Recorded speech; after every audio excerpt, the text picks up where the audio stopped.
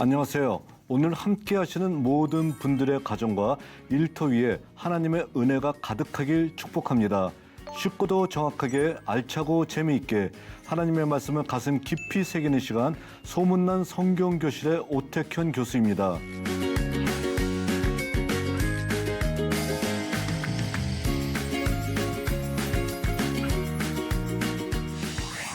지난 시간에 나눈 내용 기억하시나요? 지난 시간에는 이사야서 1장에서 39장의 역사적인 배경에 대해서 살펴보았습니다. 오늘 나눈 이야기는 제3강으로 이사야의 전기활동 1에서 12장에 나타나 있는 말씀을 가지고 함께 은혜를 나누고자 합니다.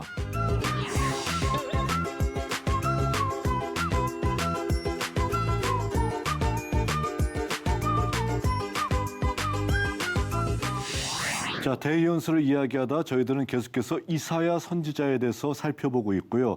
이사야 선지자의 메시지 가운데서 주전 8세기 예언자인 1에서 39장에 기록되어 있는 선지자 이사야의 메시지를 저희들이 살펴보고 있습니다.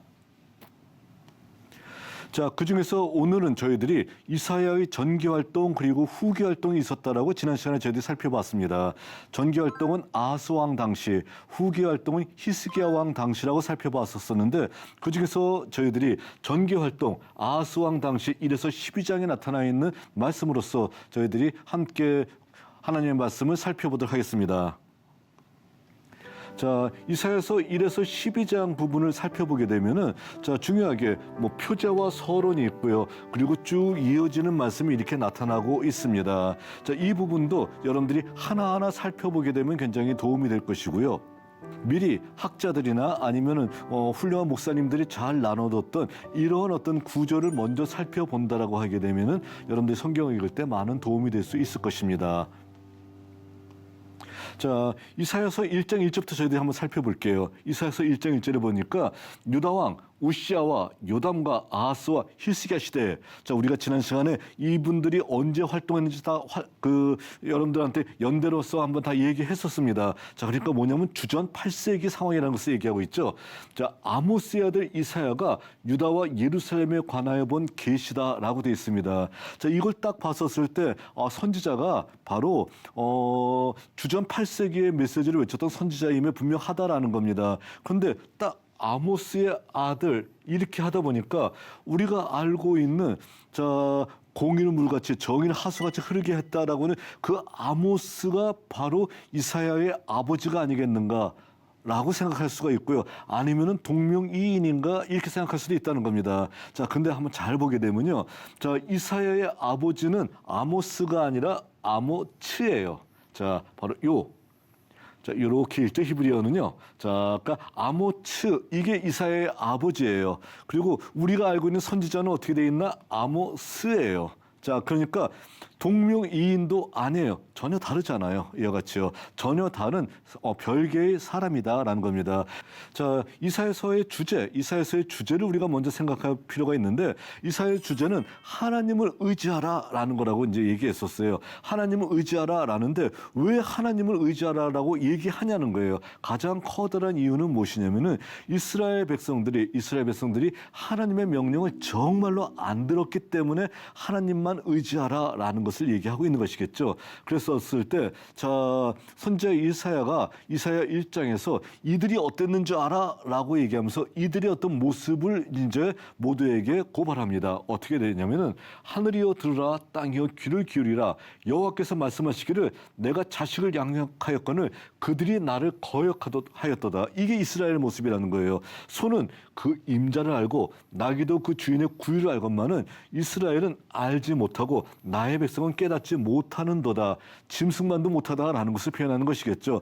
아니, 소도 임자를 알고 나귀도 주인의 구유를 알아요. 그러니까 밥 주는 사람 기억해요, 잘. 그런데 이스라엘은 하나님의 은혜를 그렇게 받고도 어떻게 됐다는 거예요. 깨닫지 못하고 범죄하고 있어. 이게 문제야라는 것을 얘기하고 있습니다. 이러니까 나만을 경외하라고 내가 외치잖아. 얘기하고 있다는 겁니다. 자, 또 다른 문제의식이 있습니다. 어떻게 되어 있냐면요. 우리가 너무도 잘 알고 있는 이사야 5장에 나타나 있는 포도원의 노래예요. 이 포도원의 노래 봤더니 어떻게 되어 있냐면 나는 내가 사랑하는 자를 위하여 노래하되 내가 사랑하는 자의 포도원을 노래하리라. 내가 사랑하는 사랑하는 자에게 포도원이 있으며 심히 기름진 산에로다. 땅을 파서 돌을 제하고 극상품 포도나무를 심었도다. 그 중에 망대를 세웠고 또 그 안에 술틀을 팠도다. 좋은 포도 맺기를 바랐더니 들포도를 맺었구나.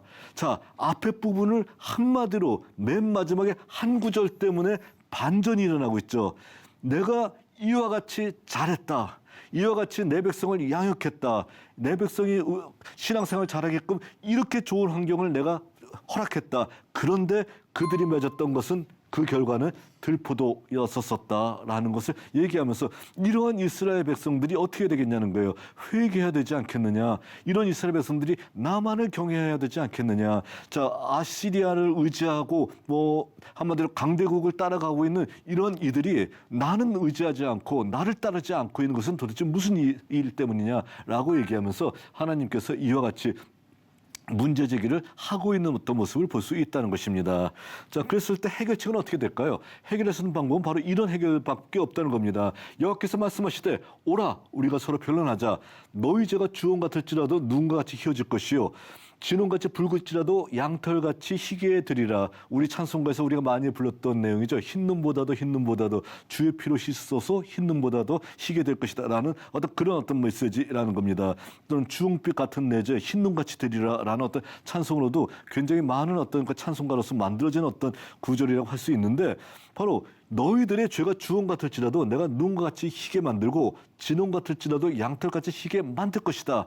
그러니까 어떻게 하라는 거예요? 내게 나아오라라는 것을 강조하겠다는 겁니다. 하나님은 예루살렘의 심판을 얘기할 때 예루살렘이 범죄했기 때문에 완전히 심판해서 없애버릴 것이다, 쓸어버릴 것이다 라는 것이 아니라 정화되어서 하나님의 말씀으로서 우뚝 설 예루살렘으로 새롭게 만들 것이다 라는 것을 강조하겠다는 겁니다. 그러니까 예루살렘의 심판은 한마디로 심판, 끝장나는 심판이 아니라 정화된 예루살렘의 모습으로서의 변화, 이걸 강조하고 있음을 얘기하고 있다는 것입니다. 그러니까 하나님의 심판 이후에 정화되어서 우뚝 설 예루살렘을 대망하고 있는 바로 이런 장면이 여기 등장하고 있다는 겁니다. 이사야 2장 2절에서 3절, 우리가 이것도 CCM 찬양어도 많이 알려져 있는 어떤 것이죠. 말이래 여호와의 전의 산이 모든 산 꼭대기에 굳게 설 것이요 모든 산 위에 뛰어나리니 만방이 그리로 모여들 것이다.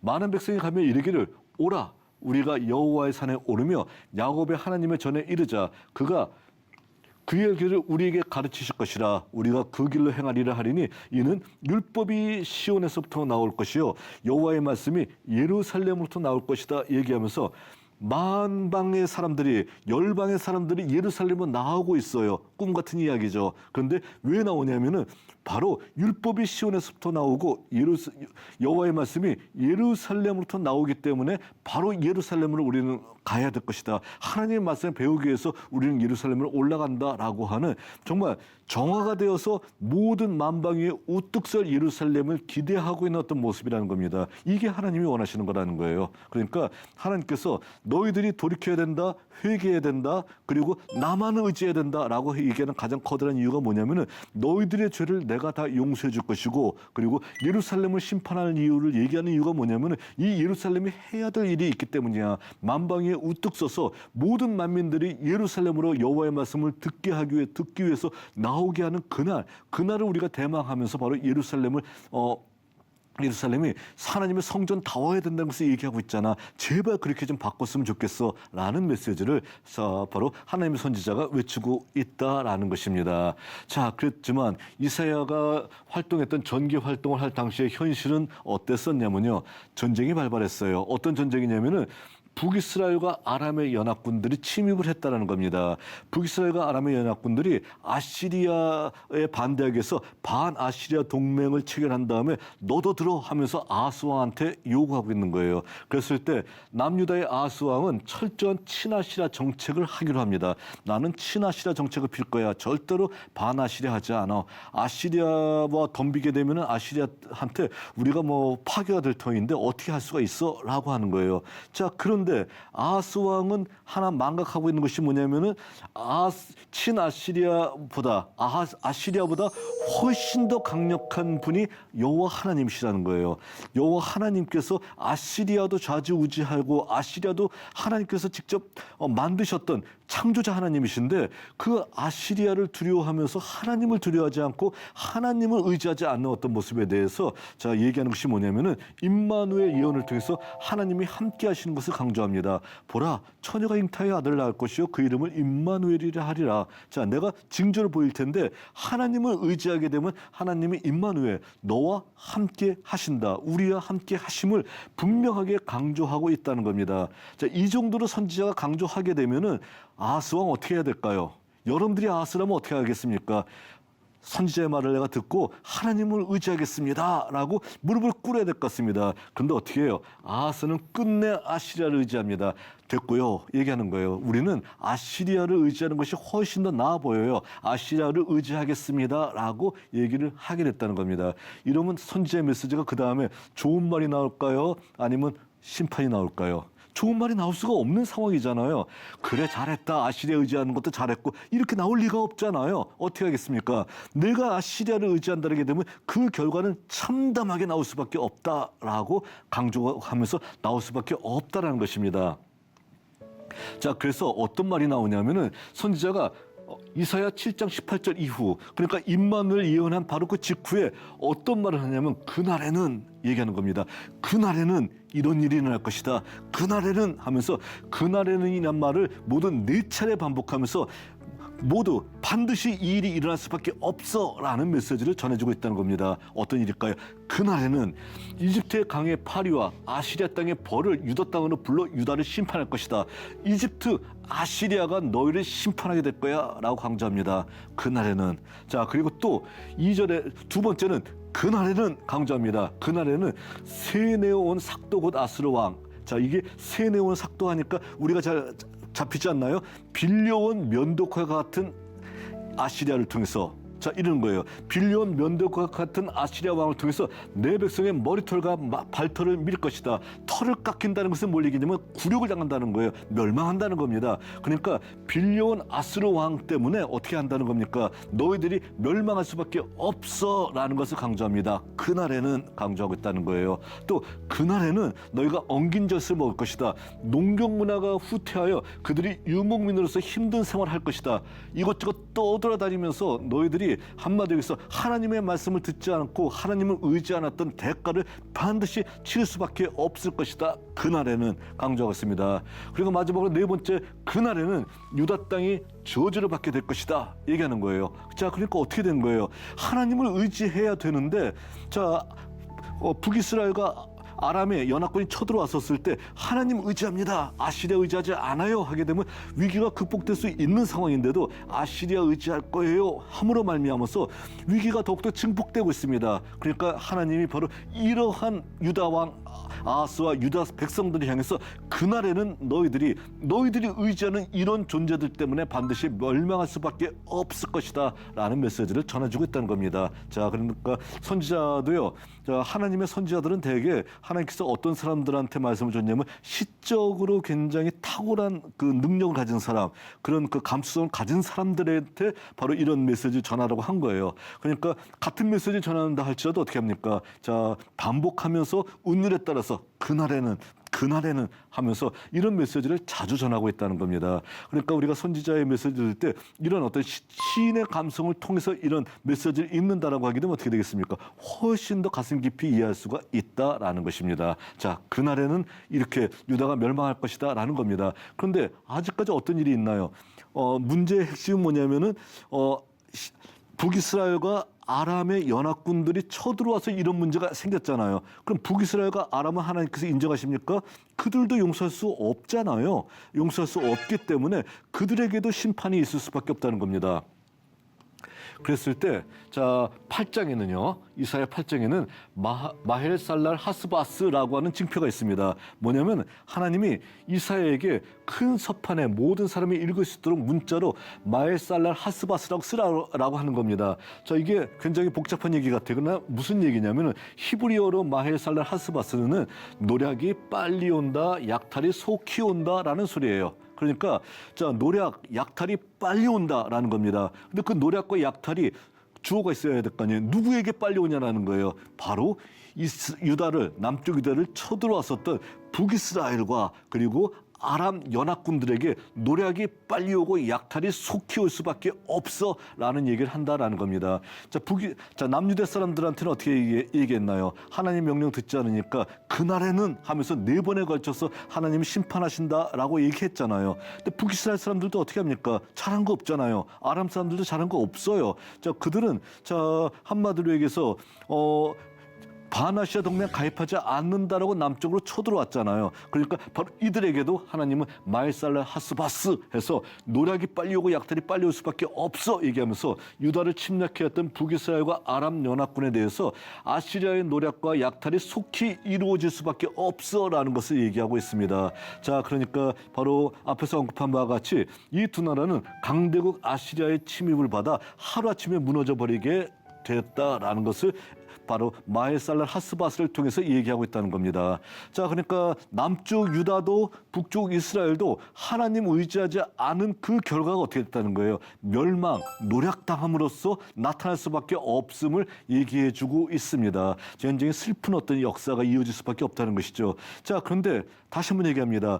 예루살렘이 심판하신다라고 외쳤던 그 하나님께서도 예루살렘이 심판해서 폐허가 되는 것을 원하는 것이 아니라 예루살렘이 어떻게 되는 거예요?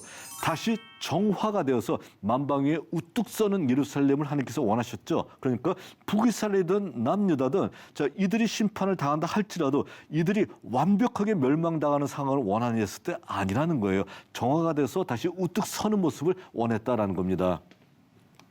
자, 그래서 어떤 일이 벌어질까요? 자, 이사야 9장 1절에서 7절에는 평강의 왕에 대한 예언이 나타나고 있습니다. 그래서 평강의 왕에 대한 예언을 통해서 무엇을 얘기하냐면 전에 고통받던 자들에게 흑암이 없으리로다. 옛적에 여호와께서 스불론 땅과 납달리 땅이 멸시를 당하게 하셨더니 후에는 해변 길과 요단 저편 이방의 갈릴리를 영화롭게 하셨느니라. 흑암에 행하던 백성이 큰 빛을 보고 사망의 그늘질 땅에 거주하던 자에게 빛이 비추도다 얘기하고 있습니다. 많이 듣던 얘기네요. 예수님께서 인용하셨던 말씀이죠. 마태복음서에 보게 되면 어떻게 되어 있나요? 갈릴리 지역에서 예수님께서 활동하시는 것을 보면서 이것이 바로 예수님께서 갈릴리에서 활동하셨던 것이 이사야 선지자에도 이렇게 예언으로 나타나 있다. 이렇게 나타나 있죠. 자, 그런 것으로서 여러분들이 신약의 메시지를 통해서 이해가 될 것입니다. 여기서 뭘 얘기하는 걸까요? 납달리 스불론 지역은 어디냐면 갈릴리 주변 땅이에요. 그리고 이 지역은 유다의 역사, 북이스라엘과 남유다의 역사에서 각광을 받지 못했던 버려졌던 땅입니다. 또 납달리 스불론도 한마디로 앞서 나가는 지파였었나요? 뒤처져 있는 지파였나요? 뒤처져 있는 지파들이잖아요. 그러니까 이런 곳, 버려졌던 곳에서 바로 평강의 왕이 임하신다라는 것을 얘기하고 있습니다. 그러니까 어떻게 되는 거예요? 북이스라엘 많은 부분들이 하나님 앞에 버려진 듯하지만 하나님께서 그 지역을 어떻게 하면 살리실 것이다라는 겁니다. 그러니까 하나님께서 이와 같이 평강의 왕으로서 북이스라엘 너희들도 하나님을 의지하고 회개한다라게 되면 너희들을 살리신다라는 예언을 하고 있다는 겁니다. 자, 근데 하나님께서 여기를 살리시는데 북이스라엘 사람들이 아직까지도 계속해서 그 말 듣지 않고 계속 나는 바나시라 그 동병으로서 아람과 손잡고 분명하게 남쪽 유다를 계속 칠 거야. 남쪽 유다를 공격할 거야. 라고 한다면 어떻게 되겠습니까? 심판이 임할 수밖에 없다라는 것입니다. 그러니까 또다시 심판의 메시지가 임하게 된다는 겁니다. 자, 근데 뭐라고 얘기하냐면 그의 손은 여전히 펴져 있을 것이다 라는 말로써 4번에 걸쳐서 강조를 합니다. 자, 그러니까 앞에는 그날에는 하면서 유다를 심판할 것을 얘기하잖아요. 그런데 그의 손이 여전히 펴져 있을 것이다 라고 얘기하는데 이 말이 무슨 말일까요? 자, 우리는 보통 하나님의 역사를 얘기할 때 강한 손과 펴신 팔이라는 말로써 굉장히 오경의 메시지 또는 선지자들 메시지에서 자주 이런 용어를 쓰고 있습니다. 어떤 용어일까요? 강한 손, 편 팔. 팔을 폈습니다. 뭘 든 거예요? 무기를 든 거예요. 창을 들고 손을 펴 있습니다. 그러니까 이 손을 오므려야지만 모든 그 심판이 끝나는 거예요. 근데 그의 손이 여전히 펴져 있다라고 하게 되면 어떻게 되는 겁니까? 심판이 계속되고 있음을 강조하고 있는 겁니다. 그러니까 그의 손이 여전히 펴져 있다라고 하게 되면 하나님의 심판이 끝나지 않고 계속된다라는 사실을 강조합니다. 교만하고 완악한 북이스라엘 사람들을 심판하실 것이다. 그의 손은 여전히 펴져 있다. 이렇게 심판하고 났는데도 끝나지 않았어요. 끝나지 않고 그의 손은 여전히 펴져 있다라고 강조하고 있다는 겁니다. 회개치 않는 모든 북이스라엘의 구성원들을 심판할 것이고 그의 손은 여전히 펴져 있다 강조하고 있습니다. 또 악의 결과 참혹한 심판이 따를 것이다. 북이스라엘 너희들 가만두지 않을 것이다. 그리고 그의 손은 여전히 펴져 있다 강조하고 있습니다. 또 남유다 역시 예외가 아니다. 북이스라엘만이 아니라 너희들도 예외가 아닐 것이고 그의 손은 여전히 펴져 있다 얘기하면서 자 하나님의 심판이 계속돼서 멈추지 않고 진행될 것이다 라는 것을 강조합니다. 근데 그 심판이 어떤 도구를 통해서 이루어졌나요? 아시리아라고 하는 도구를 통해서 이루어졌잖아요. 그런데 그 아시리아가 하나님의 손에 잡힌 막대기라고 생각하지 않고 내가 잘나서 내가 힘이 세서 이런 일을 했어라고 하게 되면은 하나님의 심판이 누구에게도 임할 수밖에 없나요? 아시리아도 가만두지 않을 거 아니에요. 자, 너는 내 손에 잡힌 어떤 그 도구인데 네가 어디서 떠들어 얘기할 수밖에 없잖아요. 자, 그래서 하나님의 진노의 막대기 아시리아 해서 10장 5절부터의 메시지가 나와 있는데 아수르 사람은 화했을진저 그는 내 진노의 막대기요 그 손에 몽둥이는 내 분노라 얘기합니다. 자, 아시리아는 하나님의 손에 잡힌 막대기에 불과한데 내가 힘이 세서 내가 잘나서 얘기하게 되면 그 다음에 하나님의 심판은 누구에게 임할 수밖에 없습니까? 아시리아에게 임할 수밖에 없고 그 몽둥이를 분질러 버린다라고 얘기할 수밖에 없다는 겁니다. 하나님이 두려운 존재이지 아시리아는 손에 잡힌 막대기에 불과하다는 거예요. 그러니까 너희들도 이걸 알아야 돼라고 얘기하고 있다는 겁니다. 자, 그런데 한 가지 문제가 있습니다. 자, 여러분들이나 아니면 아니면 이 당시 사람들 모두가 갖춘 어떤 문제예요. 아시리아를 의지하는 것이 낫지 하나님 의지해서 불가능한 일이 가능해질까라는 의문입니다. 자, 누구든지 가질 수밖에 없어요. 나약한 인간인지라 하나님의 능력을 제대로 믿지 않고 있는 사람들은 이런 것에 대해서 질문할 수밖에 없다는 겁니다. 자, 아시리아를 의지하는 것이 낫지 않나 얘기했었을 때 하나님이 강조하는 것은 뭐예요? 아시리아를 의지하지 말고 나를 의지하라. 그러면은 너희가 생각할 때 절대 불가능한 일이라고 하는 일이 이루어질 수밖에 없을 것이다라는 것을 강조하고 있다는 겁니다. 너희들이 뭐가 불가능하다고 생각하느냐?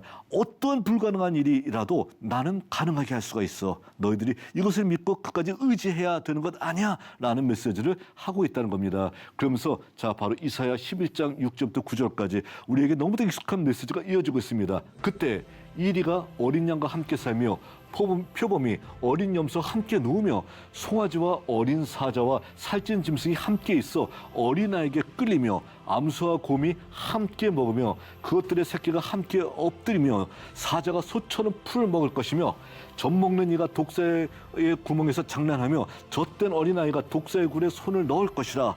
내 거룩한 산 모든 곳에서 해됨도 없고 상함도 없을 것이니 이는 물이 바다를 덮음같이 여호와를 아는 지식이 세상에 충만할 것이다 얘기합니다.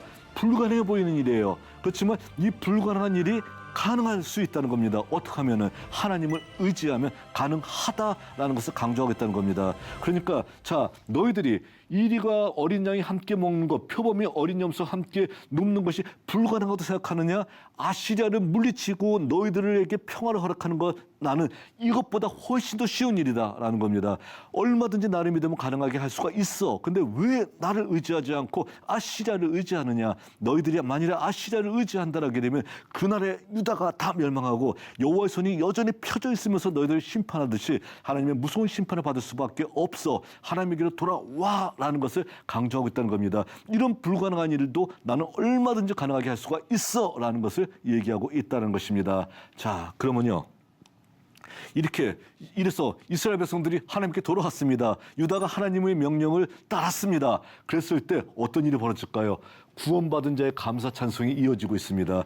그날에 내가 말하기를 여호와여 주께서는 전에는 내게 노하셨으나 이제는 주의 진노가 돌았었고 또 주께서 나를 안위하셨사오니 내가 주께 감사하겠나이다 할 것이라.